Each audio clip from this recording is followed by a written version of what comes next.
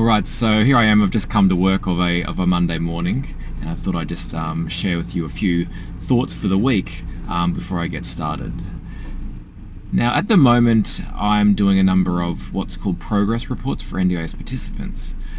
So this is actually the most powerful document that you as a counsellor or psychologist, if you're working with people on the NDIS, because what a progress report or summary report does for the NDIS, as well as say if there's an accommodation provider who's housing these people, what it does for them is it hopefully will allow them to get more money from the NDIS. So say if they got $80,000 one year, they could potentially get more money the following year, say $100,000 if they're what's called underfunded, or at least it will maintain their levels of funding.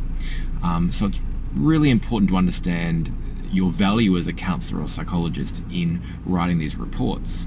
Now, what's contained in them? So obviously you've got to give a diagnosis or background, and you've got to detail what their goals are as part of their NDIS plan, and then you want to explain how they've moved towards these goals, whether they've achieved or partially achieved these goals. That's important as well.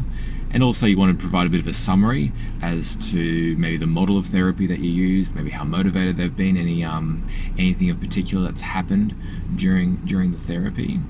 And then of course you provide some recommendations, which is really where you can get more funding. You can provide, what extra supports they need, or what you're going to be working on in therapy over the next 4 to 6 months. So in total, the report should be about 2 to 3 pages.